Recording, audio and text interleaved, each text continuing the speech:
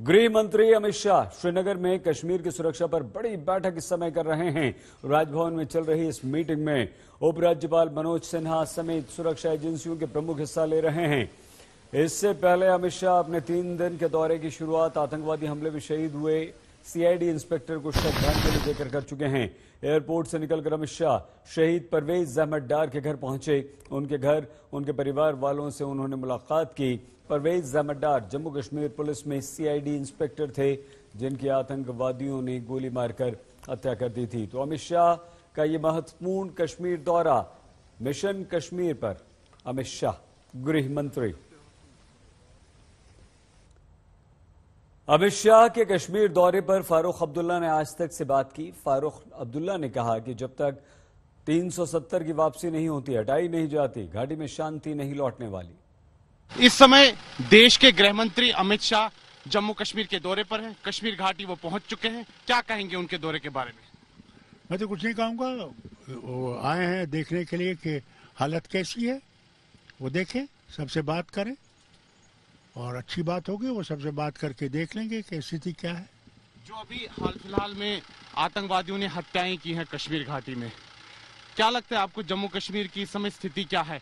जो मजदूर हैं, जो अपनी रोजी रोटी कमाने के लिए कश्मीर घाटी जाते हैं, उनको आतंकवादियों ने निशाना बनाया और अल्पसंख्यक हिंदू और सिख समाज के लोगों को भी बनाया गया। क्या समझते हैं आप, घाटी में एक बार फिर अलगाववाद, आतंकवाद अपने चरम पर है? आप क्यों सिर्फ हिंदू और दूसरों की बात करते हैं? आप मुसलमानों की बात क्यों नहीं करते? मुसलमान भी तो कई 22 लोग इन्होंने हत्या की उनकी, वो भी तो है, हिंदुस्तानी है। ये जो ये कहते थे कि 370 खत्म करने के बाद स्थिति बहुत ठीक हो गई है, ये उनको जवाब देना चाहिए कि स्थिति ठीक है या नहीं है। लेकिन भारतीय जनता पार्टी के नेता जो हैं वो आप पर आरोप लगाते हैं, महबूबा मुफ्ती पे आरोप लगाते हैं कि आप लोगों की बयानबाजी के कारण आतंकवादियों के हौसले बुलंद हो रहे हैं। उन्होंने तो हर वक्त हम पे ये आरोप लगाए हैं। आज तो शुक्र करिए कि हम हुकूमत में नहीं है, नहीं तो हम पे ये बहुत आरोप लगाते। आज तो हम इन पे आरोप लगाते हैं कि जो ये कहते थे वो कर नहीं सके।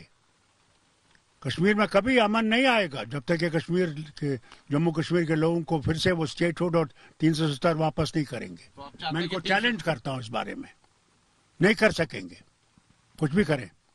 तो अमित शाह साहब इस समय जो कश्मीर घाटी में हैं, जो पुलिस वाले शहीद हुए हैं, उनके घर जा रहे हैं, अपनी संवेदनाएं प्रकट कर रहे हैं।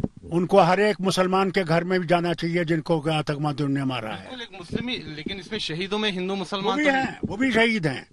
वो क्या है? नहीं, जिस पुलिस वाले के घर वो गए हैं वो मुसलमान ही है, लेकिन इसमें हिंदू मुस्लिम का प्रश्न नहीं है।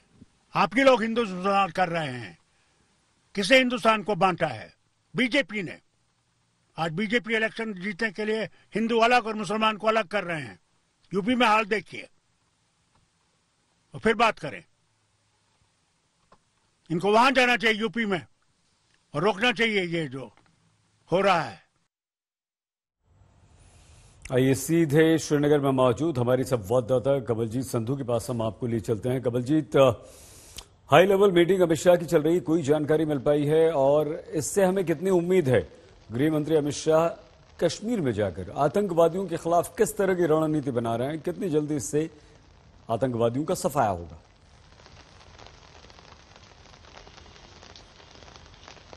देखिए, 30 साल लगे हैं तो अब कुछ समय और लगेगा। जाहिर सी बात है, अमित शाह जून 2019 में आए थे, उसके बाद हम देख रहे हैं तकरीबन 2.5 साल बाद आए हैं। 5 अगस्त 2019 को जब एब्रोगेशन यानी अनुच्छेद 370 हटाया गया था, उसके बाद ये अहम विजिट है।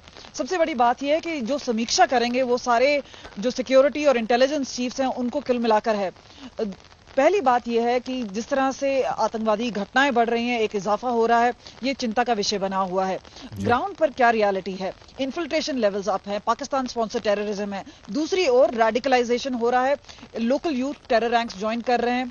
उन्हें किस तरह से दूरी बनाए रखें, किस तरह से एक पब्लिक आउटरीच हो सके। हालांकि सिक्योरिटी फोर्सेज एक लेवल तक कर सकती हैं, पर बाकी जिम्मा एडमिनिस्ट्रेशन का है, सरकार का है। और क्योंकि केंद्र सरकार के रूल के अंडर आता है ये, तो जिम्मेदारी खुद गृह मंत्री और एमएचए की बनती है। इस वजह से ये मीटिंग काफी अहम हो जाती है, क्योंकि ग्राउंड सिचुएशन पर, ऐसे हमें पहले बताया गया, हम कई लोगों से बात कर रहे थे, उन्होंने कहा था कि अमित शाह ने वो फाइल्स क्लियर की हैं जो 20 साल तक अटकी हुई थी। तो जो प्रोसेस है उसके चलते काफी चीजों में बदलाव आया है। जब आतंकवादी घटनाएं बढ़ी अक्टूबर के शुरू होने से, उसके बाद से काफी चेंजेस लाए गए, ड्रोन्स एक्टिवेट किए गए, नाके बदले गए, एडिशनल मैन पावर आया, सीआरपीएफ बीएसएफ की अतिरिक्त टुकड़ियां भेजी गई। तो जाहिर सी बात है कहीं ना कहीं नाखुश थे अमित शाह, और इसी वजह से टॉप ऑफिसर्स हो, चाहे आईबी के हो, रॉ के हो, एनआईए के हो, वो सब भेजे गए और मिलजुल के एक रणनीति बनाएगी कि किस तरह से एक क्रैकडाउन किया जाना चाहिए आतंकवाद पे, और एक टेरर नेटवर्क, यानी जितने आतंकी और उनके जितने भी लॉजिस्टिकल नेटवर्क है, बाकी लोग हैं जो सपोर्ट करते हैं इस इकोसिस्टम पर, उनके ऊपर शिकंजा कसा जाए। तो ये सारी रणनीति है, लेकिन आगे आने वाले दिनों में क्या संकेत देते हैं, क्या संदेश देते हैं कश्मीर घाटी को, वो बहुत बड़ी अहम बात होगी, क्योंकि सुरक्षा एक बहुत बड़ी जिम्मेदारी है, पर उसके साथ पॉलिटिकल आउटरीच भी एक बड़ी बात है। इसलिए वो डेलीगेशन से भी मिलेंगे, चाहे वो जम्मू हो या फिर श्रीनगर हो, और पॉलिटिकल रैली होगी दोनों ही जगह, कश्मीर घाटी में भी और जम्मू में भी। बहुत धन्यवाद कमल।